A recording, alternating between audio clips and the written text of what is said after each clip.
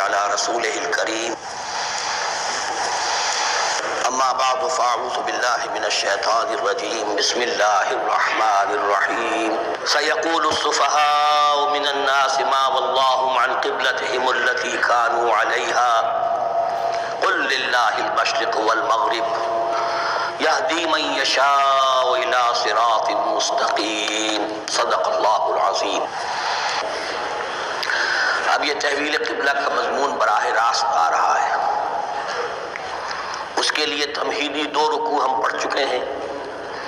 حضرت ابراہیم کا تذکرہ جو معمار ہیں بیت اللہ کے، ابو الانبیاء ہیں، امام الناس ہیں، انہی کی ایک نسل بنی اسرائیل ہے، انہی کی ایک نسل بنی اسماعیل ہے۔ ان کا دین کیا تھا، اس کی بنیاد کیا تھی، انہوں نے اور خود ان کے پوتے حضرت یعقوب نے اپنی اولاد کو کس بات کی وصیت کی تھی، اب وہ اولاد مختلف پگڈنڈیوں پر چل کر کہاں کہاں پہنچ چکی ہے، یہ سارا پس منظر ہے اصل میں اس تحویل قبلہ کے لیے۔ اور تحویل قبلہ پر پورے 2 رکوع آ رہے ہیں۔ اس سے بسا اوقات یہ خیال پیدا ہوتا ہے، میرے ذہن میں بھی کبھی ہوتا تھا کہ یہ ایسی بڑی بات کیا تھی جس کے لیے قرآن مجید نے اتنے شد و مت کے ساتھ اور اس قدر تفصیل کے ساتھ بلکہ تکرار کے ساتھ بات کی۔ تو اصل میں اس کو یوں سمجھیے کہ ایک خاص مذہبی ذہنیت ہوتی ہے، اور وہ مذہبی ذہنیت یہ ہوتی ہے کہ اعمال کے ظاہر پر ان کی توجہ زیادہ مرکوز ہو جاتی ہے، اعمال کی جو روح ہے زیادہ اس کی طرف توجہ نہیں ہوتی۔ عوام الناس کا معاملہ یہی ہو جاتا ہے، ظواہر پر، رسومات پر، جو ظاہری شکلیں ہیں ان کی اہمیت، جو اصل دین ہے، روح دین ہے، جو مقاصد دین ہے، ان کی طرف توجہ نہیں ہوتی۔ نتیجہ یہ ہوتا ہے کہ ظاہر میں ذرا سا فرق انہیں بہت محسوس ہوتا ہے، ذرا سا فرق ہو گیا، کسی نے رفع یدین کر لیا، قیامت آ گئی، معلوم ہوا یہ کوئی اور ہی آ گیا ہماری مسجد میں، یہ کون ہے؟ کسی نے آمین ذرا اونچا کہہ دیا، پھر قیامت آ گئی۔ یہ ساری چیزیں جو یہ خاص ایک ذہنیت ہوتی ہے، اس ذہنیت کے پس منظر میں یہ مسئلہ چھوٹا نہیں تھا۔ ایک تو یہ کہ جو قبائلی اور قومی پس منظر تھا اس کے حوالے سے سمجھیے، مکے میں جو لوگ ایمان لائے، ظاہر بات ہے ان سب کو عقیدت تھی خانہ کعبہ کے ساتھ، خود حضور کو تھی۔ آپ روتے ہوئے نکلے ہیں اور آپ نے یہ فرمایا تھا کہ اے کعبہ مجھے تجھ سے بڑی محبت ہے، لیکن تیرے یہاں کے رہنے والے مجھے یہاں رہنے نہیں دیتے۔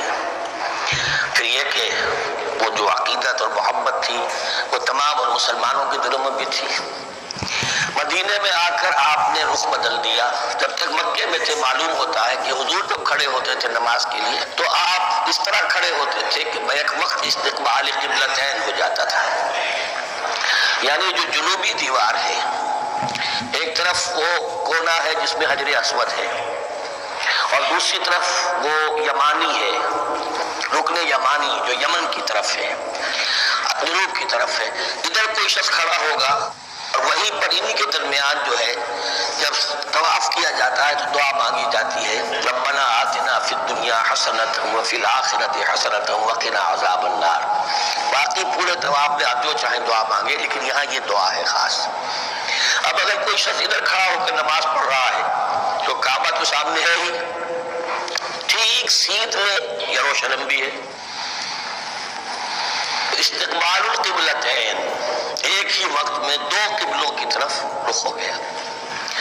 مدینہ میں آ کر معاملہ بدل گیا، مدینہ درمیان میں ہے، مکہ مکرمہ اس کے جنوب میں ہے اور یروشلم اس کے شمال میں ہے۔ اب جنوب کی طرف رخ کریں گے تو پیٹھ ہوگی یروشلم کی طرف، یروشلم کی طرف رخ کریں گے تو پیٹھ ہوگی کعبے کی طرف۔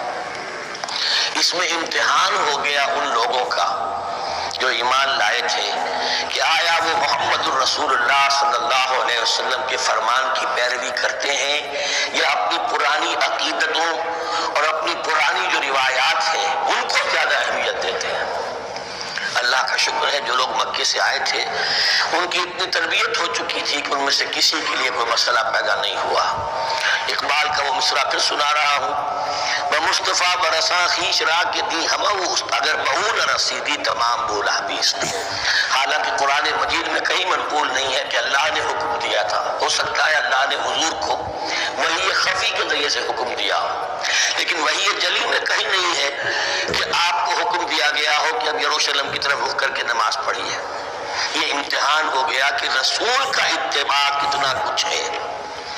اب جب یہ حکم آیا، اب امتحان ہو گیا جو مدینے میں رہنے والے جو ایمان لائے تھے ان کا، اس لیے کہ یہاں یہودی بھی تھے، بعض ان میں سے ایمان لائے۔ عبداللہ ابن سلام رضی اللہ تعالیٰ عنہ تھے، ان کو علماء میں سے تھے، لیکن جو اور دوسرے لوگ تھے وہ بھی زیر اثر تھے یہود کے علماء کے، ان کے دل میں بھی یروشلم کی عظمت تھی۔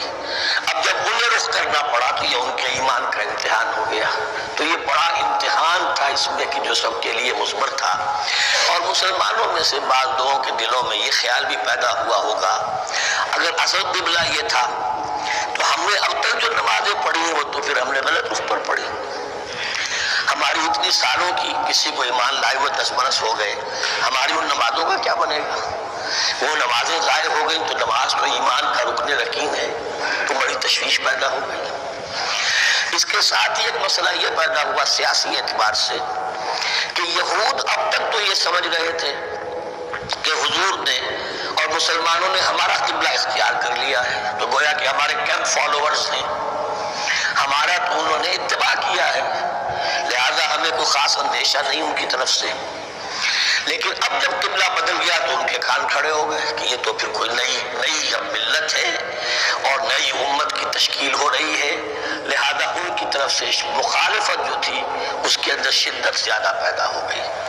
یہ سارے مضامین تھے کہ جو یہاں پر زیر بحث آ رہے ہیں۔ سَيَقُولُ السُّفَهَاءُ مِنَ النَّاسِ، بہت غیر معمولی ہے اس کا آغاز ہی اس آیت کا۔ ان قریب کہیں گے لوگوں میں سے احمق اور بے وقوف لوگ، مَا وَلَّاهُمْ عَنْ قِبْلَتِهِمُ الَّتِي كَانُوا عَلَيْهَا، کس چیز نے پھیر دیا انہیں اس قبلے سے کہ جس پر یہ تھے۔ یعنی یہ 16 مہینے نماز پڑھی ہے بیت المقدس کی طرف رخ کر کے، یروشلم کی طرف، اب کس چیز نے پھیر دیا انہیں؟ قُلْ لِلَّهِ الْمَشْرِقُ وَالْمَغْرِبُ، دیکھیے وہی الفاظ جو 14ویں رکوع میں آئے تھے جو تمہید بن رہے تھے، کہہ دیجئے کہ اللہ ہی کے لیے ہے مشرق اور مغرب۔ گویا کہ شمال اور جنوب، مشرق و مغرب، شمال و جنوب، محاورے میں مشرق و مغرب زیادہ استعمال ہوتا ہے، سب اللہ کے ہیں، اللہ کسی سمت میں محدود نہیں ہے۔ یہدی من یشاء الی صراط مستقیم، وہ جس کو چاہتا ہے سیدھے راستے کی طرف ہدایت دے دیتا ہے۔ وَكَذَلِكَ جَعَلْنَاكُمْ، اب یہ خاص بات کہی جا رہی ہے، اے مسلمانوں تم اس تحویل قبلہ کو معمولی بات نہ سمجھو، یہ علامت ہے اس بات کی کہ اب تمہیں وہ حیثیت حاصل ہو گئی۔ وَكَذَلِكَ جَعَلْنَاكُمْ أُمَّةً وَسَطًا لِتَكُونُوا شُهَدَاءَ عَلَى النَّاسِ وَيَكُونَ الرَّسُولُ عَلَيْكُمْ شَهِيدًا، اب تمہارا فرض منصب یہ ہے کہ رسول نے جس دین کی گواہی تم پر دی ہے اپنے عمل سے، اپنے قول سے، اسی دین کی گواہی تمہیں دینی ہے اپنے قول سے اور اپنے عمل سے پوری نوع انسانی پر۔ اب تم لنک بن گئے ہو۔ اب تک نبوت کا سلسلہ جاری تھا، ایک نبی کی تعلیم ختم ہوئی، بگڑ گئی، تحریف ہو گئی، غائب ہو گئی، دوسرا نبی آ گیا، پھر کوئی تیسرا آ گیا، چلے آ رہے۔ لہذا ہر دور کے اندر اب وہ جو معاملہ تھا تسلسل کے ساتھ چل رہا تھا، اب یہاں نبوت ختم ہو رہی ہے محمد الرسول اللہ صلی اللہ علیہ وسلم پر، تو نوع انسانی تو ختم نہیں ہو رہی، ابھی قیامت تو نہیں آئی ہے۔ اب آگے لوگوں کو تبلیغ کرنا، ان تک دین پہنچانا، ان پر حجت قائم کرنا، ان کا احقاق حق پر ابطال باطل کا فریضہ سر انجام دینا، یہ کون کرے گا؟ تو پہلے تو ہمیشہ اللہ کی طرف سے وہی جبریل لائے اور نبی کے پاس آ گئے، نبی نے لوگوں کو سکھا دیا۔ اب یہ کہ اللہ سے جبریل لائے محمد کے پاس، محمد نے سکھایا تمہیں، اور تمہیں سکھانا ہے پوری نوع انسانی کو، تو تم اب وہ درمیانی لنک ہو۔ وَكَذَلِكَ جَعَلْنَاكُمْ أُمَّةً وَسَطًا لِتَكُونُوا شُهَدَاءَ عَلَى النَّاسِ وَيَكُونَ الرَّسُولُ عَلَيْكُمْ شَهِيدًا، یہ مضمون زیادہ کھلے گا چل کر سورہ حج کی آخری آیات میں۔ اسی طرح سے مراد یہ تحویل قبلہ ایک مظہر ہے اس کا، اس سے اب تم اپنی ذمہ داریوں کا اندازہ کرو، صرف خوشیاں نہ مناؤ، جشن نہ مناؤ، بلکہ یہ کہ ایک بہت بڑی ذمہ داری کا بوجھ جو تم پر آ گیا۔ کبھی ہم نے اپنے بندے ان سے بھی کہا تھا صلی اللہ علیہ وسلم انا سنلقی علیک قولا ثقیلا، اے نبی ہم آپ پر ایک بھاری بات ڈالنے والے ہیں، وہی بھاری بات بہت بڑے پیمانے پر اب تمہارے کندھوں پر آ گئی ہے۔ وَكَذَلِكَ جَعَلْنَاكُمْ أُمَّةً وَسَطًا لِتَكُونُوا شُهَدَاءَ عَلَى النَّاسِ وَيَكُونَ الرَّسُولُ عَلَيْكُمْ شَهِيدًا وَمَا جَعَلْنَا الْقِبْلَةَ الَّتِي كُنْتَ عَلَيْهَا، اور ہم نے نہیں قرار دیا تھا اس قبلے کو جس پر کہ اے نبی آپ پہلے تھے۔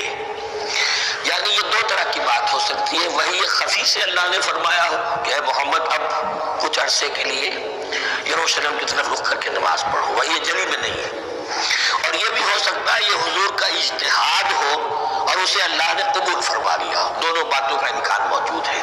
حضور کے اجتہاد پر اگر اللہ کی طرف سے نفی نہ آئے تو وہ گویا اللہ کی طرف سے ہے۔ وَمَا جَعَلْنَا الْقِبْلَةَ الَّتِي كُنْتَ عَلَيْهَا إِلَّا لِنَعْلَمَ مَن يَتَّبِعُ الرَّسُولَ وَمِمَّن يَنقَلِبُ عَلَىٰ عَقِبَيْهِ، اور نہیں ٹھہرایا تھا ہم نے اس قبلے کو جس پر کہ آپ رہے ہیں مگر یہ جاننے کے لیے کہ کون ہے، یہ ظاہر کرنے کے لیے کہ کون ہے کہ جو اتباع کرتے ہیں رسول کا صلی اللہ علیہ وسلم، اور وہ کون ہے کہ جو اپنی ایڑیوں کے بل لوٹ جاتے ہیں۔ یعنی مدینے میں آ کر اگر کوئی مکے کا مسلمان کہتا صاحب یہ قبلہ مجھے قبول نہیں ہے، وہ واپس ہو جاتا، ایسا ہوا نہیں۔ اور اب جب مکے کی طرف رخ ہو گیا ہے تو کوئی انصار میں سے، کوئی مدینے میں جو ایمان لائے ان میں سے کسی نے کہا کہ ٹھیک ہے جی ہمارا قبلہ وہ تھا، اب آپ نے اپنا قبلہ بدل دیا، آپ کا راستہ اور ہمارا راستہ اور، نہیں، وہ تمام کے تمام مسلمان ان آزمائشوں میں کامیاب ہوئے۔ وَإِن كَانَتْ لَكَبِيرَةً إِلَّا عَلَى الَّذِينَ هَدَى اللَّهُ، اور واقعہ یہ ہے، یقیناً یہ بہت بڑی بات تھی، اس طرح قبلے کے اندر تبدیلی قبول کر لینا آسان بات نہیں ہوتی، بڑا حساس مسئلہ ہوتا ہے، مگر ان کے لیے کہ جن کو اللہ نے ہدایت دی ہے۔ وَمَا كَانَ اللَّهُ لِيُضِيعَ إِيمَانَكُمْ، اور اللہ ہرگز تمہارے ایمان کو ضائع کرنے والا نہیں ہے۔ ایمان سے یہاں مراد نماز جو ہے الصلاۃ عماد الدین، وہ جو تشویش ہو گئی تھی کہ ہماری ان نمازوں کا کیا بنے گا جو ہم نے 16 مہینے پڑھی ہیں بیت المقدس کی طرف رخ کر کے۔ وَمَا كَانَ اللَّهُ لِيُضِيعَ إِيمَانَكُمْ، اس وقت وہ حکم تھا رسول کا، وہ اللہ کے یہاں مقبول ہے، اس وقت یہ حکم ہے جو تمہیں رسول کی معرفت مل رہا ہے، اب تم اس کی پیروی کرو۔ ان اللہ بالناس لرؤوف الرحیم، یقیناً اللہ تعالیٰ تو انسانوں کے حق میں بہت ہی شفیق ہے اور بہت ہی رحیم ہے۔